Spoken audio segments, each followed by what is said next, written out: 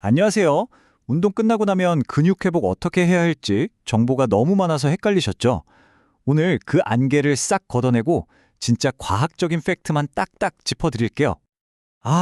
진짜 열심히 운동하고 나면 다음날 찾아오는 그 뻐근한 근육통. 다들 아시죠? 인터넷 좀 찾아보면 뭐 회복 비법이다 뭐다 해서 정보는 넘쳐나는데, 아니, 뭘 믿어야 될지 도대체 감이 안 잡히잖아요. 그래서 막 얼음물에도 들어가 보고 뜨거운 찜질팩도 붙여보고 땀 뻘뻘 흘리면서 스트레칭도 해보셨을 거예요. 그쵸? 근데 그래서 뭐가 진짜 효과가 있었나요? 오늘 바로 그 답을 한번 찾아보자고요. 자, 바로 여기가 핵심입니다. 우리는 보통 뭘 해야 하나, 그러니까 유행하는 회복법이 뭔지에만 집중하잖아요.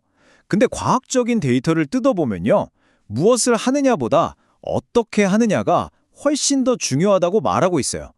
오늘 우리가 파헤쳐볼 내용의 가장 중요한 포인트가 바로 이겁니다. 좋습니다. 그럼 이제 본격적으로 한번 시작해 볼까요?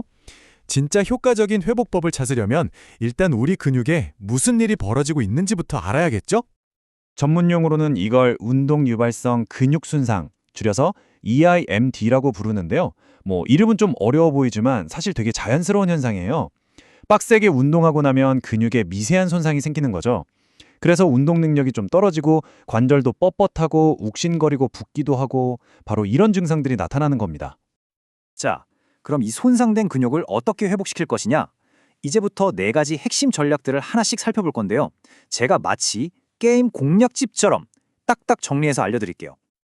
근데 그 전에 오늘 내용 전체를 관통하는 진짜 중요한 원칙이 하나 있어요. 이 문장 꼭 기억해 주세요. 중요한 건 어떤 요법을 쓰느냐가 아니라는 거예요. 그것보다 훨씬 중요한 건 어떻게 쓰느냐. 그러니까 어느 정도의 강도로 얼마나 오랫동안 그리고 언제 하느냐. 바로 이 3가지가 효과를 결정짓는 핵심이라는 거죠. 자, 그럼 첫 번째 공략법, 바로 냉각요법입니다. 많은 분들이 운동 끝나면 얼음찜질해야지 하시잖아요. 우리가 거의 진리처럼 믿어왔던 이 냉각요법, 과연 데이터는 뭐라고 말하고 있을까요? 결과가 좀 충격적일 수도 있어요. 전체 연구의 무려 65%에서 냉각요법이 효과 없음으로 나왔습니다. 반면에 효과 있다는 33%에 불과했고요. 우리가 생각했던 것처럼 냉각요법이 만병통치약은 아니었다는 거죠. 이거 진짜 의외 아닌가요? 하지만 여기서부터가 진짜 재밌습니다.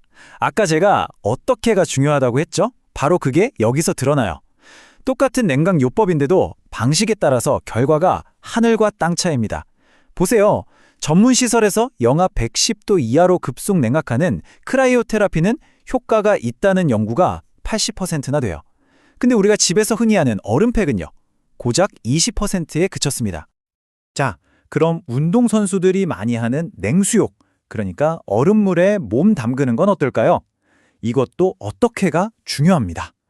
연구를 보니까 가장 효과가 좋은 스위트 스팟 온도가 있더라고요. 바로 섭씨 11도에서 15도 사이입니다. 이 온도를 기억해 두세요.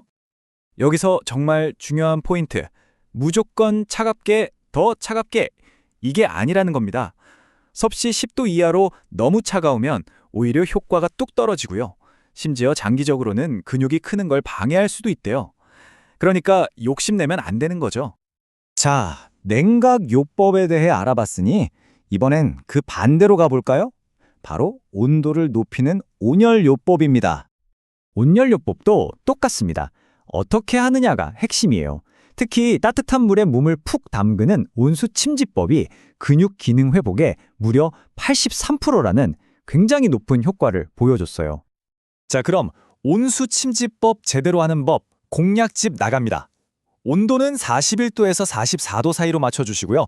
시간은 좀 깁니다. 40분에서 45분 정도. 그리고 타이밍은 운동 끝나자마자 바로 하는 게 제일 좋다고 하네요. 좋습니다. 이제는 조금 더 전문적인 전략 2가지를 알아볼게요.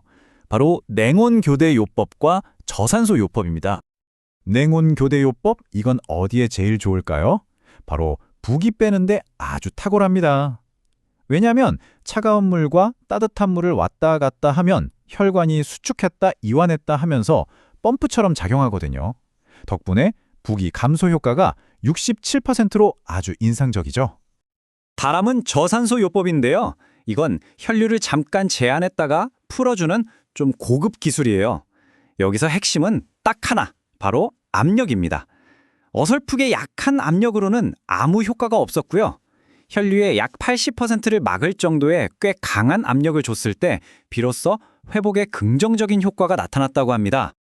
자, 그럼 지금까지 나온 내용들 머리 아프시죠? 제가 딱 한눈에 들어오게 최종 공략집으로 정리해드리겠습니다. 바로 이겁니다. 여러분의 최종 회복 공략집이에요.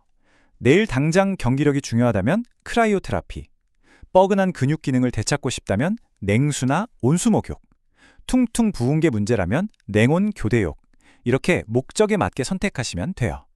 그리고 가장 중요한 건 뭐라고요? 네, 바로 적용량. 각 요법에 맞는 정확한 온도와 시간을 지키는 것, 이것만 기억하시면 됩니다. 무엇이 아니라 어떻게. 자, 오늘 과학적 데이터에 기반한 근육 회복 공략집을 쫙 훑어봤습니다. 연구 결과가 명확한 길을 보여주고 있죠. 하지만 마지막으로 이런 질문을 드리고 싶어요. 이 과학적인 공략집을 손에 쥐고 여러분은 여러분 몸이 보내는 신호에는 얼마나 귀 기울이고 계신가요? 결국 최고의 전략은 이 데이터와 여러분 몸의 목소리가 만나는 지점에서 완성될 겁니다.